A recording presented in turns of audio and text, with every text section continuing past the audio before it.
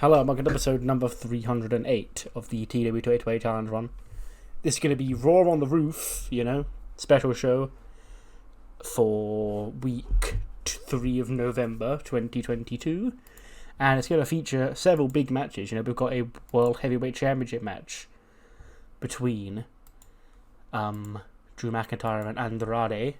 We also have a singles match between Maki and Deonna Purrazzo. We have Charlotte Flair taking on the final member of Team Bianca Belair, whoever that is. And we have AJ Styles and Finn Balor. AJ obviously over from SmackDown for tonight, teaming up against Dudley Davis and Pete Dunne of the Regal Coalition. And we're also going to have new Cruiserweight Champion Wes Lee, who defeated Raw's Rey Mysterio on Velocity last Friday, getting his big grand celebration tonight after, he'd been invited to Raw. He's a Velocity guy, but Ray wanted to put on Raw instead of on Velocity. So, yeah, big celebration for him tonight. Without any more further ado, let's jump straight into the show. We open the show with Drew McIntyre, the World Heavyweight Champion, coming out. And he's like, yeah, let me hear it for you, Raw on the Roof. So, I'm going to defend my World Heavyweight Championship tonight against Andrade. That's actually going to be the opening match of the night. We're kicking things off with a World Heavyweight Championship match. And Drew says, Andrade and the rest of Legado and Zelina, they've been a thorn in my side before. Back in over 2 years ago now, when I was the WWE Champion for the first time. They were some of my greatest challenges then, and I'm going to take them on now. And if it means kicking Andrade's head off again, that's always a damn good welcome time for me. And then Zelina comes out, and she's like, Drew, calm down, Andrade, yes, it's correct. You and Andrade have a lot of history, but you talking about how you beat him 2 years ago. Then I remind you that he's the one who took the NXT Championship from you. This is a different Andrade to the one you've seen before. This man here, now flanked by Legado de la Sombra, this man is ready to be the World Heavyweight Champion. And we're going to prove that tonight when he takes that championship from you. And we're going to prove that we as a group are here to dominate Raw. When at Survivor Series, my team, Legado de la Sombra, Andrade, Gran Metalik, Lince Dorado, Cruz del Toro, and Joaquin Wilde, will take on your team of misfits. Yourself, Sheamus, Montez Ford, Shinsuke Nakamura, and Sami Zayn. And Drew goes, well, you're giving me two opportunities in as many weeks to kick Andrade's head off, so why don't you get in this ring right now? And then Legado, I imagine the four members of Legado that aren't Andrade sort of like get on a side of the apron each as Zelina orders them to jump Drew. When out comes Sami, Shinsuke, and Tez. And then Sheamus comes out reluctantly at the end to brogue kick a couple of the Legado boys. And then they go to the back, so then we just get a one-on-one singles match with no Legado interference. Drew McIntyre against Andrade. Gets an 85, we take those. But yeah, Drew wins, obviously he retains here. It was 18 minutes, 30 seconds of a Claymore to make defense number 2 with the world title. 89 for Drew, 86 for Andrade. Apparently there was not a lot of psychology on display. But the match still got an 85, so I'm not going to moan too much about it. It's fine.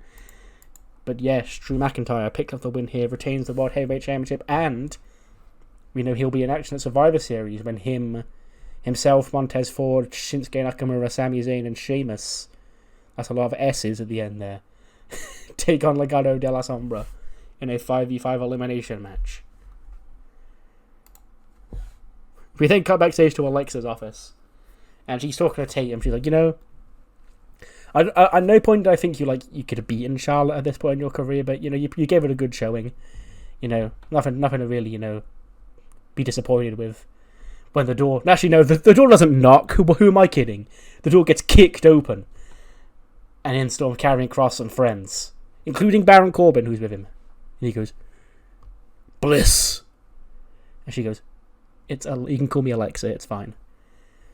Listen here, kid. Don't you get lippy with me. And Alexa's like, well, I'm your boss. Don't you get lippy with me, mate. Like, what is it? Have you seen those jokers around here?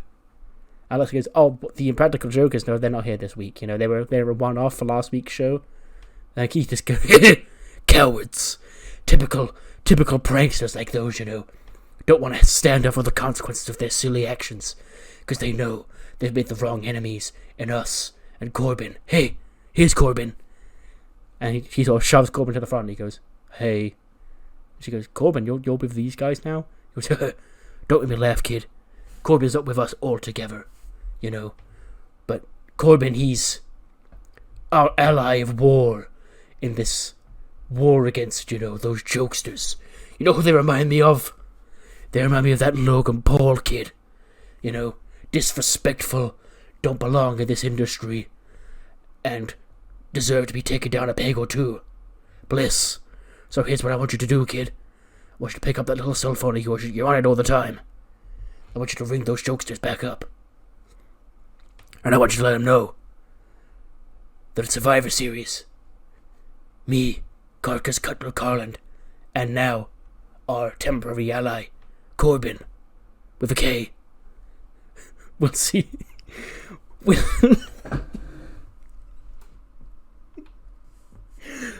Fuck. Oh, this is the first time he's ever broken me. I was doing so well. Oh. Kobain with a K. We'll see those jokesters. And if they can find a friend. And we'll take them on. 5v5. Tag team bout Survivor Series. And we'll teach them a lesson a hard way. It'll be nothing personal, kids. Actually, this time, Bliss, you could take note of this. It might be. And then he walks out, and Lexa just looks around like, okay, then. We then get a pre-tape, you know. We're outside. It says like at the bottom, it says like Tuesday night, Wednesday night, or whatever, sometime like that. And we're in like a field somewhere, and it's night time. Yeah, the stars are shining bright, and there's just a field there with a big hill in it. When a car pulls up, and out of the car step Bianca, Sasha, Liv, and Kushida. And Sasha's like, "Ew, what the fuck are we doing here, Bianca?" She's like, "Just go, just shush, relax, okay? I know where to go." And then they see like a big hill, and they walk up a big hill, and they're at the top of the hill. Stargazing is Nova Nebula, who we haven't seen in a couple of weeks because she got injured at that house show. And Bianca just walks up to her, just sits next to her on the grass. I imagine like Nova doesn't even really turn around at that point. Bianca just comes and sits next to her, and she's like, "How you holding up, girl?" She's like, "You know, my eyes getting a little bit better. You know, I can see everything so clearly up there now, and you know that does bring me peace, knowing that I can now, you know, function." And Bianca goes, "Girl, well, you know, you gotta teach Charlotte a lesson. And I know just the time and just the place, girl.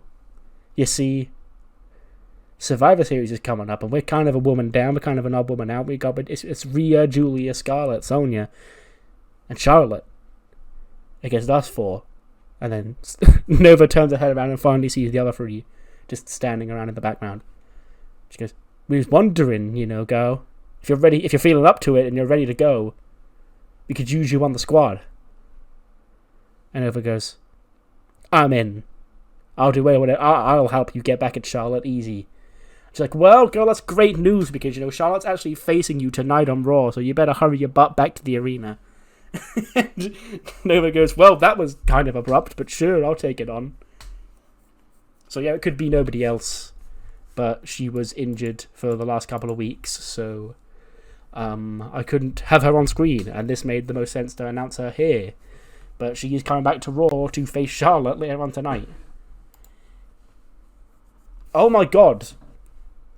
Malcolm Bivens cuts a fire promo. He's in the ring with Omar Severe and Doudrop. And he goes, "I know you saw last week's episode of Raw. It's your boy Malcolm Bivens here, with the Nigerian giant Omar, you know, Veer Mahan and Doudrop. You know, what a banger it was, guys. You know, that's what the kids call them these days. Mustafa Ali and John Morrison laid it all out on the line in this ring, you know. And golly gee, what a match. And we have a new Intercontinental champion. Give it up for John Morrison." Now, ladies and gentlemen, I know what you're thinking. Bivens, why is your boys, why did the Nigerian giant Omos, why did Veer Mahan unload on those two assholes? I mean, beat up those two men after the match last week. And the reason is pretty simple. Money talks, baby. Now, I know what you're thinking, you know. The Nigerian giant, He'd be a fantastic, phenomenal, unbeatable Intercontinental champion, the likes that Honky Tonk Man could only dream of being. Omos would hold that title for 4 years. But that weren't Omos's intention last week. That was Veer Mahan's intention last week. They were simply getting a job done. On behalf...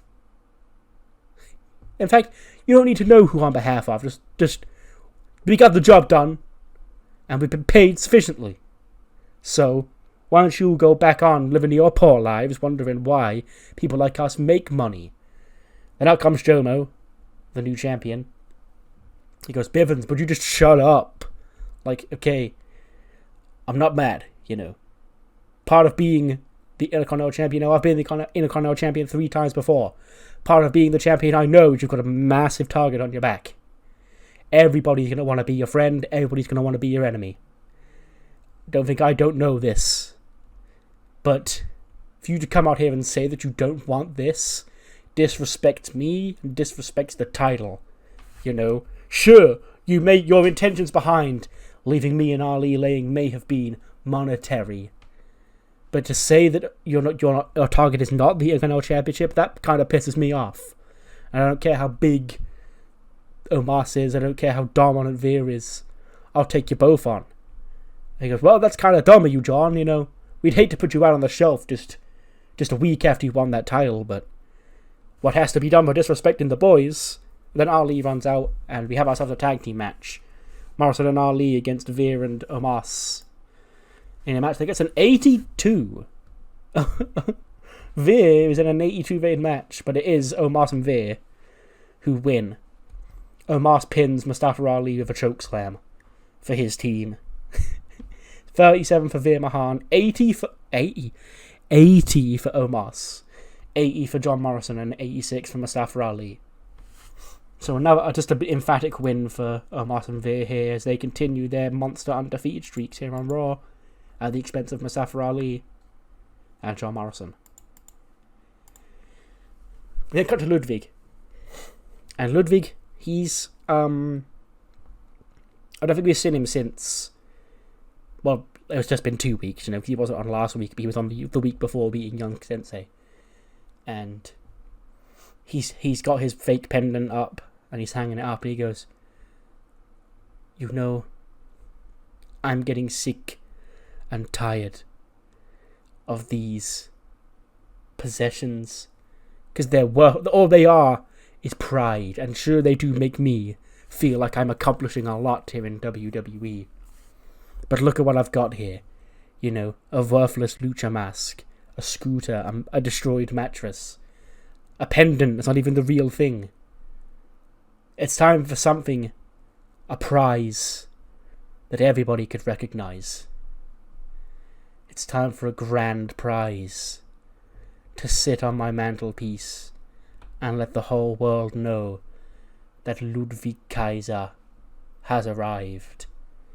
And then he walks off, and the camera sort of zooms in on what is clearly a like a shelf or whatever that's designed to display a belt.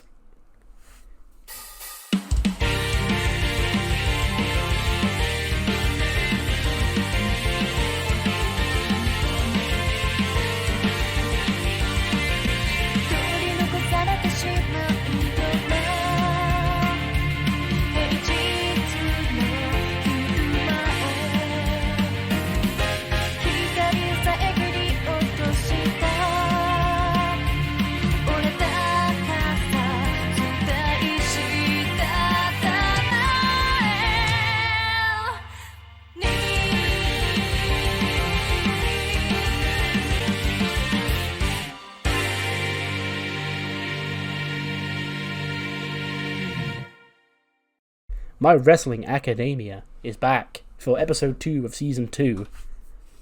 Last week we saw a cliffhanger. Dio Senpai fell to earth in whatever crater it was or whatever. He was taken out by somebody, and the boys and girl tried to save him, but I guess he's in a hospital now, recovering from his injuries. And Manny and Sensei and Survey, I imagine they're like outside looking through the window, and then the doctor comes out and he goes, "What's the deal, Doc?" And the doc goes, "Well, you know, give it a week or so and he'll be able to recover. But yeah, he's not doing too great right now. And Manny goes, well, do you know what it was? What caused it? And the doctor's like, if I told you, you wouldn't be ready to hear it. Okay?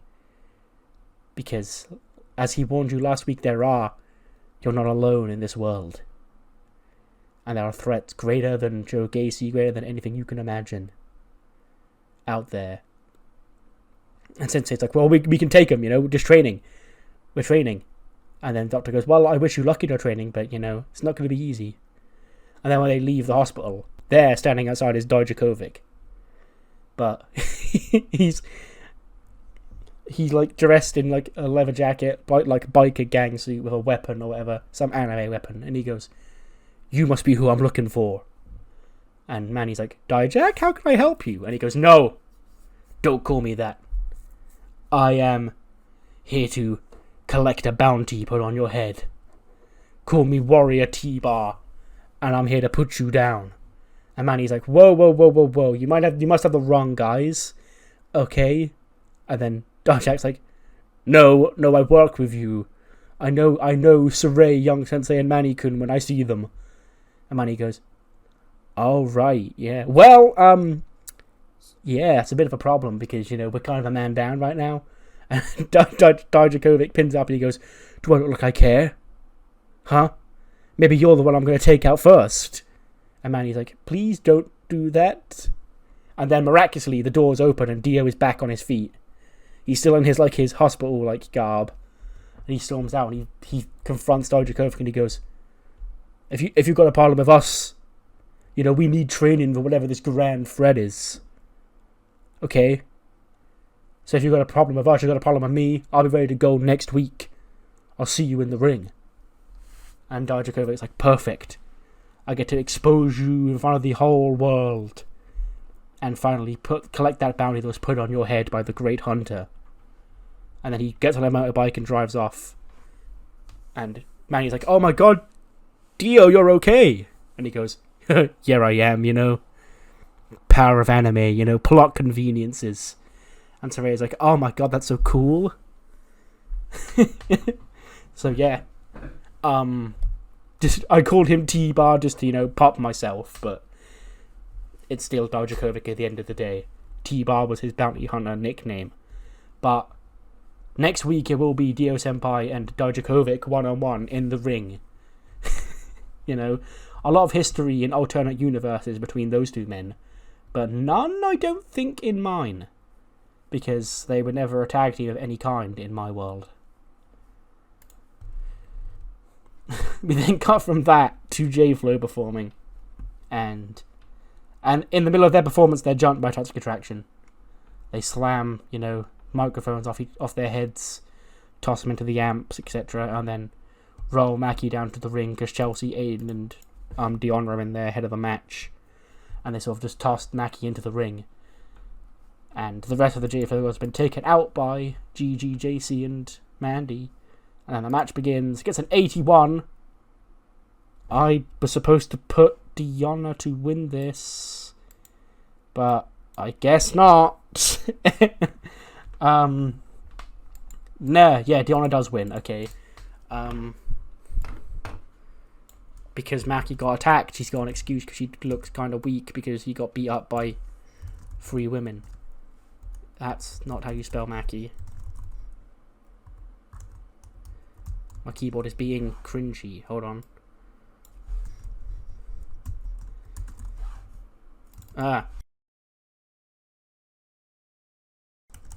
Mackie. There we go. By pinfall. Bang. So Diona picks up the win over Mackie here. Mackie gets an 81. 78 for Mackie, 61 for Diona. And yeah, thanks to Toxic Attraction, a win in the column for VXT. We then cut backstage. Bivens is there with his boys and Doudrop. Because, I think we've done more than our fair share here tonight. All we had to do was come out, say that we did what we did because we're getting paid, and we ended up whooping more ass. That's what we do. Whenever people come out here, we veer especially comes all over their asshole and takes them to the ground. And then we hear off camera like, V does what? And it's Indy. And man, Bivens goes, whoa, look who it is. And then Doudrop's like, somebody who finally, developed a mouth and a backbone of their own without Sasha being by her side. And Indy goes, Sasha's kind of busy right now. So I thought I'd, spread my wings in singles action. Sanga's got my back. And Sanga and Veer are just sort of glaring at each other from behind. Veer stood behind Doudrop and Sanga's behind Indy. And Indy goes, I saw your two boys here. They've already wrestled tonight, but you haven't. So how about it, me and you one-on-one tonight?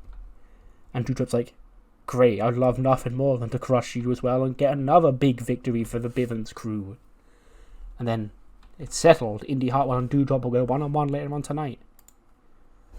But first, we then cut backstage and Aiden's gassing up Deonna. Like, you did it, Deonna. You pinned one of the women's tag team champions, Finally, after a stumble block, after me being robbed of my crown as the king of the Battle of the Bands, finally we get our revenge on those pesky dweebs in J-Flow. And then they turn around and Toxic Attraction stood there.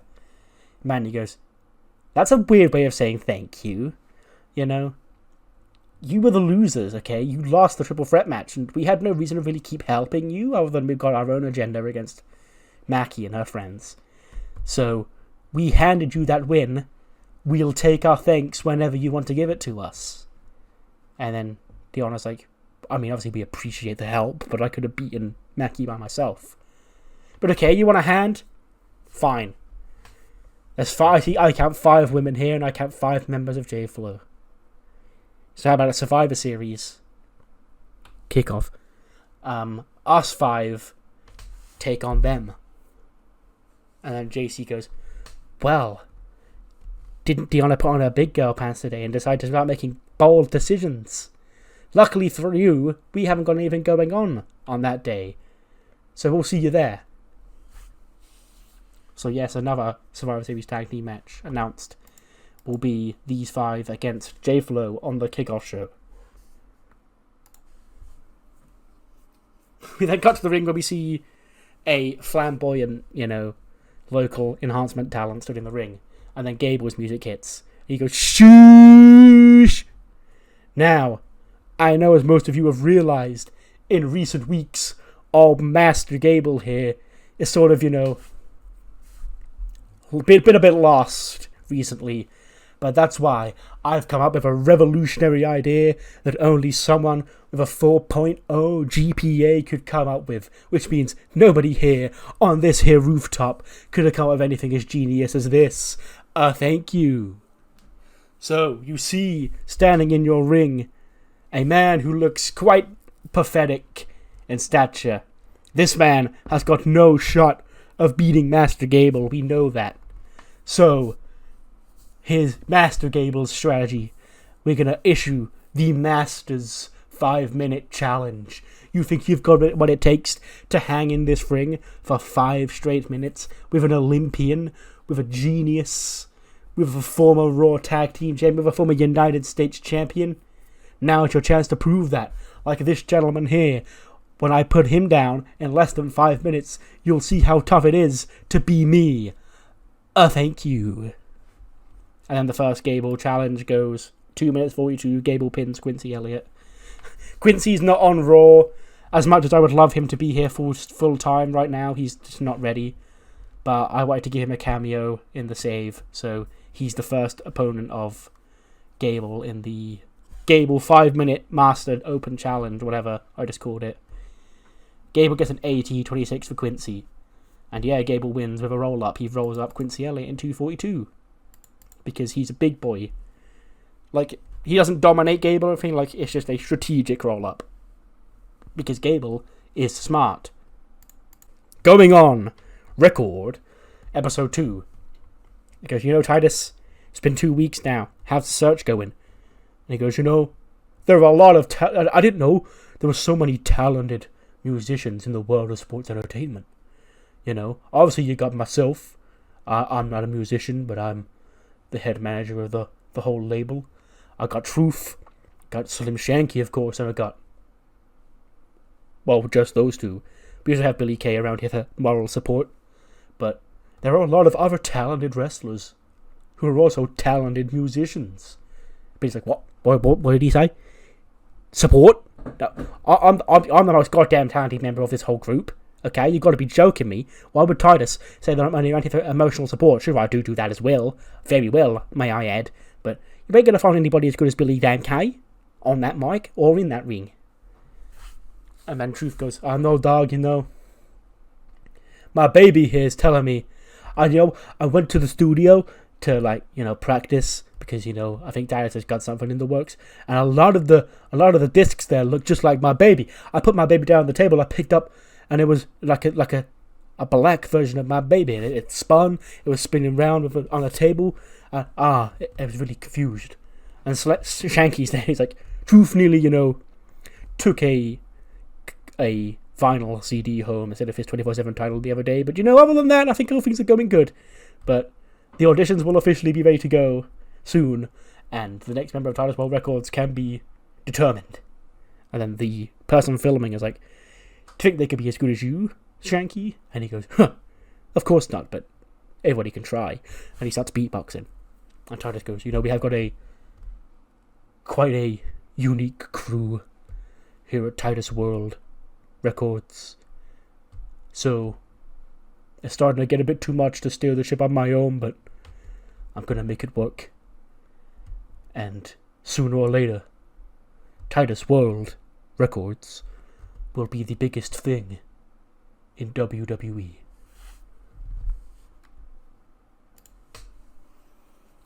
$61's okay for this, actually. Doudrop versus Indy gets a 61. Doudrop wins with a Michinoku driver in 7-10. 56 for Doudrop, 67 for Indy. And yeah, it just felt like a while since I'd had Doudrop pick up a win on the show, so yeah, she can pick up this one here. But then after the match, Doudrop continues to assault Indy Hartwell, when Sanga, who's at ringside with Indy, pulls him off, or pulls her off even, and starts shouting out enough, that's being disrespectful.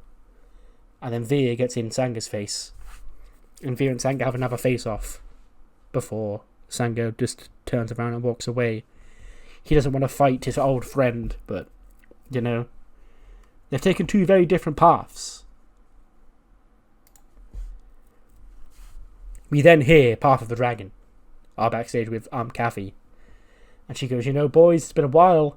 Tokyo, you defended your World Tag Team Champions. I just want to know, who's next for Humberto and Tozawa? And Tozawa's like, we will take on any challenger that wants a piece of Path of the Dragon. And Humberto goes, we've beaten Emerson Frost and Ken Kobain.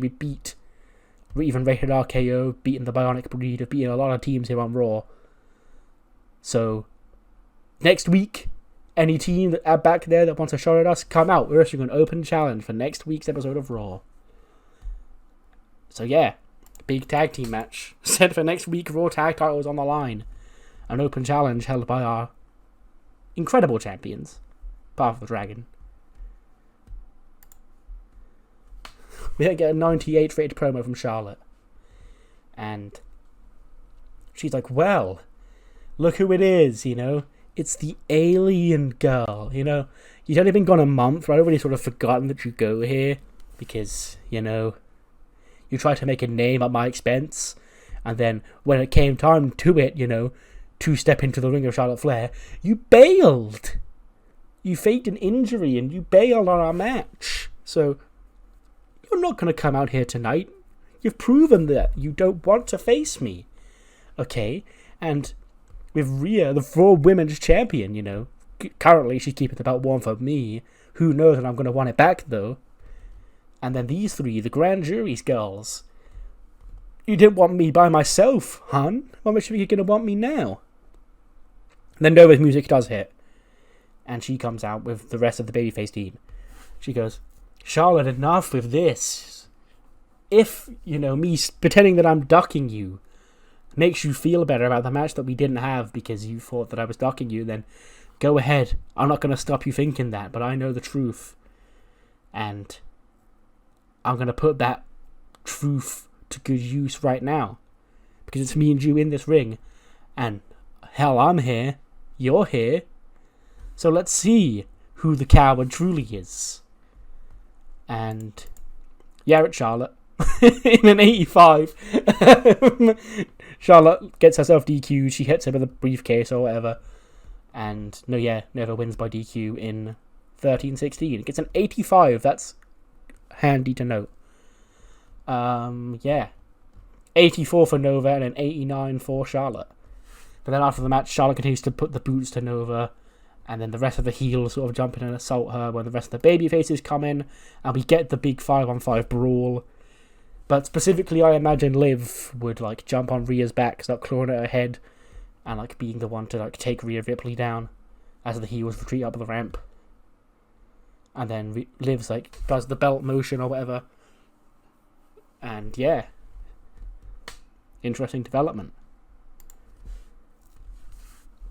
Which brings us to the grand jury, chilling out in wherever they hang out these days. It's not the same, spooky room that Edge used to be in.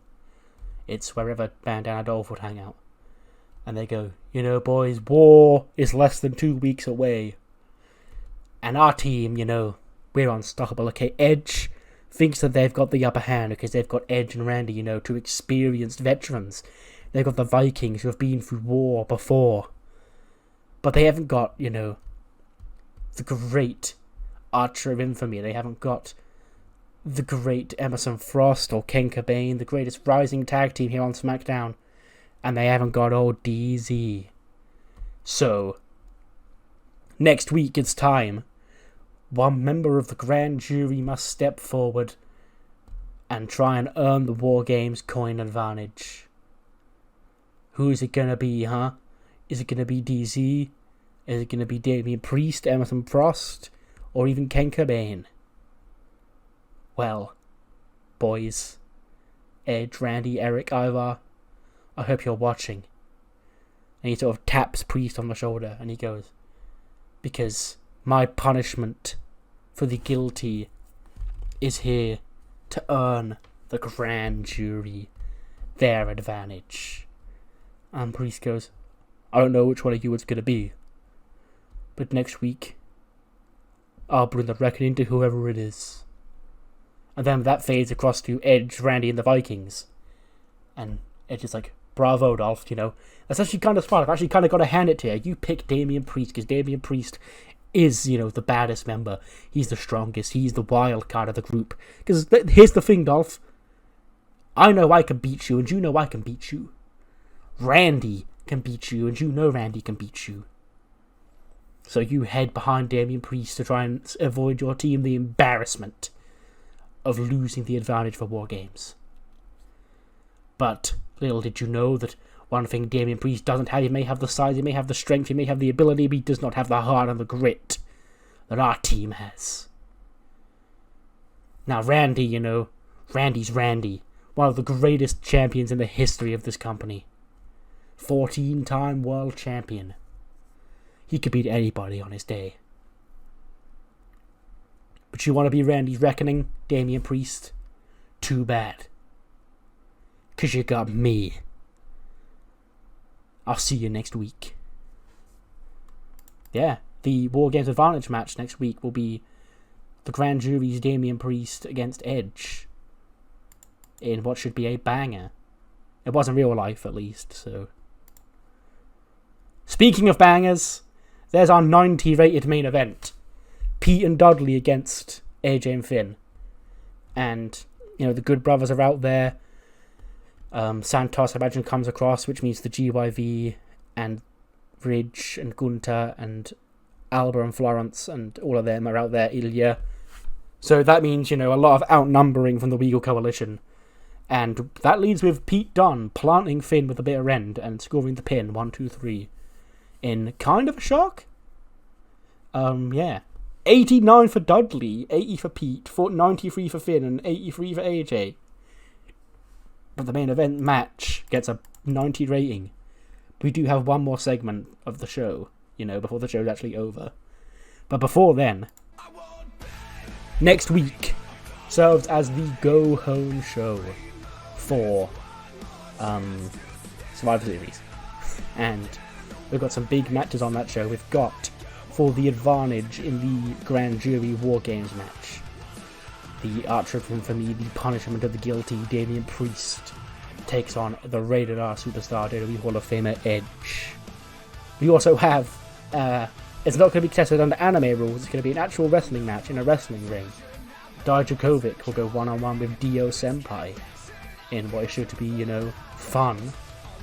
We then have just announced, after their altercation earlier on tonight, Rhea Ripley puts the Raw Women's Championship on the line against Liv Morgan on next week's episode of Raw.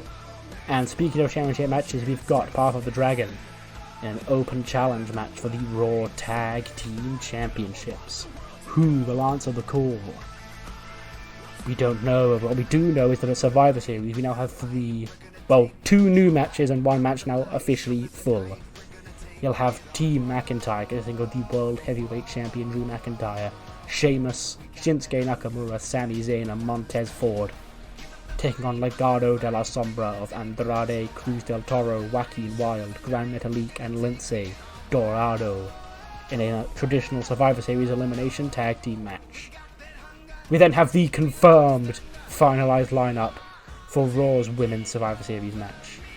It will be Bianca Belair teaming with Hikaru Shida, Liv Morgan, Sasha Banks and Nova Nebula against Rhea Ripley, Charlotte Flair, Sonya Deville, Julia and Scarlett of Team Ripley.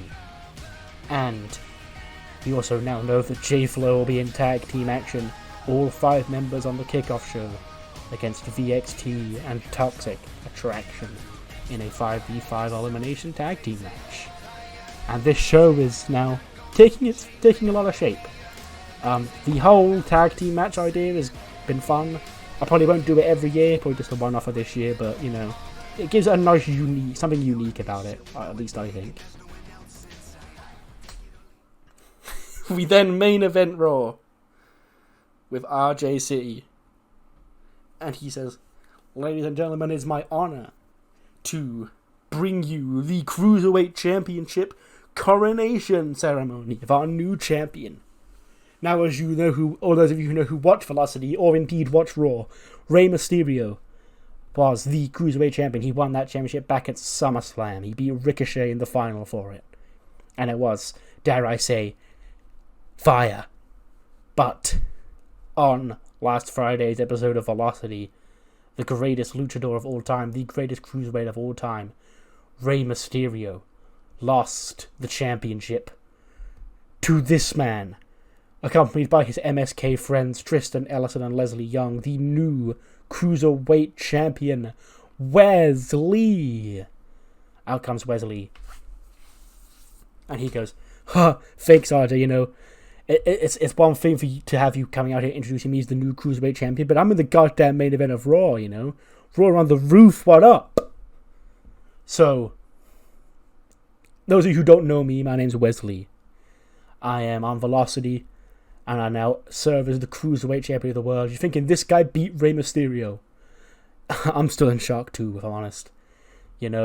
I didn't count on myself, but luckily I've got my friends by my side. And I know I've got friends watching at home, got family watching at home, and I'm glad to know that I made them all proud. And I'm going to stand here. Ray, come on out here. I need you guys out. I need to say to you. And out come Ray with Dominic. He says, Ray, growing up for guys like me, it was you, it was Jeff Hardy, it was Eddie Guerrero, all those smaller guys, proving to the world that could be me. I could be the next Cruiserweight champion. I could be, hell, maybe even WWE champion one day. You're a legend, and you're my hero. And it was an honor to step into the ring with you. And I consider myself the luckiest man in the world to have said that I've beaten you to win a championship here in WWE. And he offers that handshake to Ray, and Ray, of course, shakes his hand.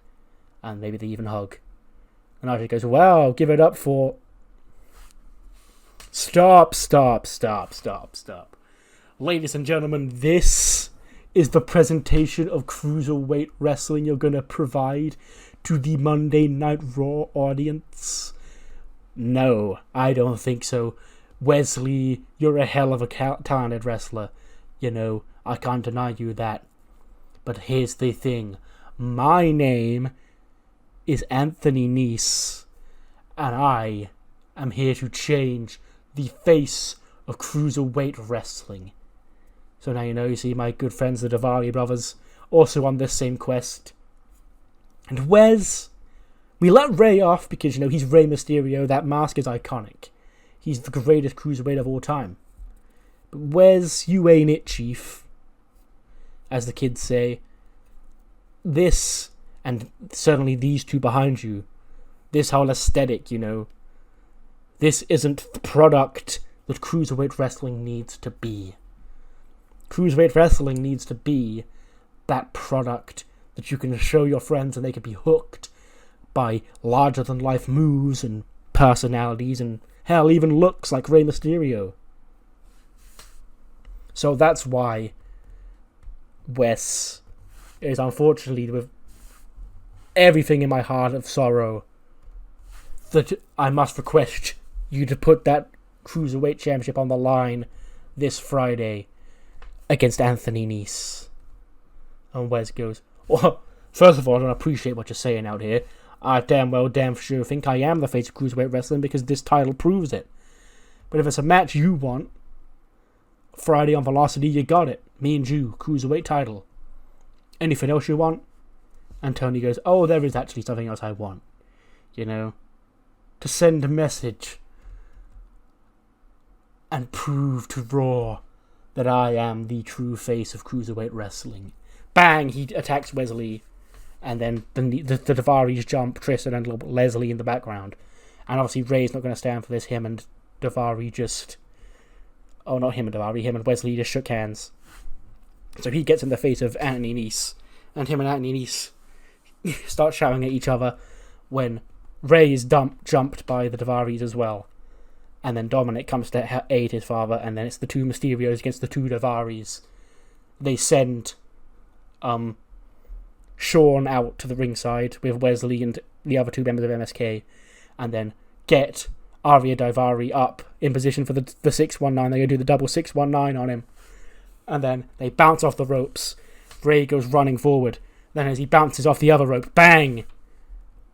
He's low-blowed by his own son. And his own son, Dominic, just looks down. He pushes his hair back. And he looks across at Anthony Nese. And Anthony Nese is smiling.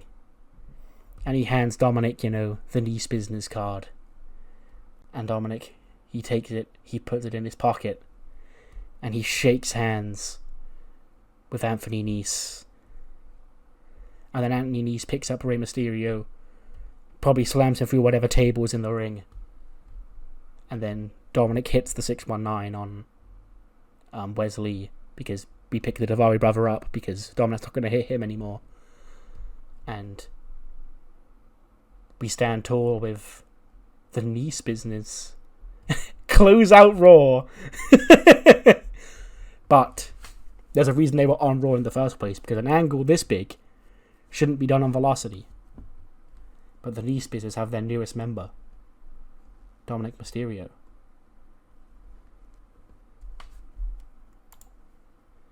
'91 rated show. The show that was main evented by Anthony Nese. Yeah. I thought this was a fun Raw on the Roof show here. And yeah. We actually go to Heat up next, which will have the second group of the Women's Next Gen tournament, which we started out last week. So even more goodness should be on the way. We kick off Heat with a just a quick video. Basically the same promos they cut last week, but reminding us of Joanna Boone and Samantha Riggs. Joanna Boone, the Carnage Kid, she's basically like a female Darby Allin. She just puts her body to the wind and throws her body on the line and is willing to do whatever it takes to win, because that's her motivation. And you've got Samantha Riggs, your boyfriend's crush, who is, you can imagine what she is. She's stuck up, she loves herself and all that shit. But the first person to pick up a win in the tournament is a 22. I haven't changed any of the finisher names yet. So the Spider of STF is actually kind of alright, yeah. I'll keep that. But Joanna Boone defeats Samantha Riggs in 8 minutes. They don't like that there was no people they liked in this match, but oh well. It's only heat at the end of the day. Joanna Boone gets a 29, that's 23 for Samantha Riggs. Yeah, that's not too shabby, actually, given that it got dinged for having nobody very important in it. We then get Kathy Cool, you know, the great Kathy Cool, showgirl, green hair, razzle dazzle, all that stuff. And then Lucy Stryker, who is, you know, the wildfire, they call her. She's, you know, that fiery, like, just wants to fight people and shit. And at 24, Kathy Cool pins Lucy Stryker with the Razzle Dazzle to pick up a win in the group. So she's got a win, and whoever just won in the first match, Joanna Boone has a win. And then Nene Arizawa won in the first week against Symphony Fox. And the last two are Tracy Sharrow and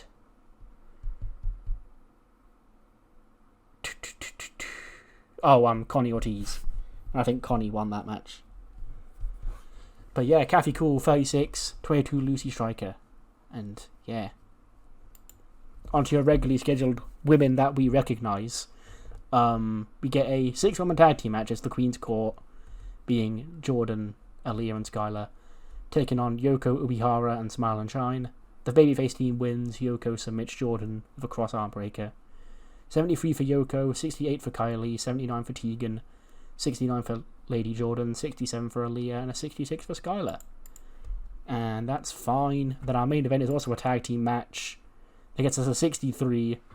It's Liv and Shida teaming up to defeat Ivy Nile and Tatum Paxley. Shida submits Tatum with a Full Metal Muffler in 14:47. And it didn't get dinged for psychology. I guess Shida carried it. 78 for Shida, 73 for Liv, 40 for Ivy, 35 for Tatum. And so ends Heat. It is a 58. Of course, that doesn't matter. What matters more is what you thought of the show, and mainly Raw. So do let me know what you thought in the comments below, and I'll see you next time for SmackDown. See you then.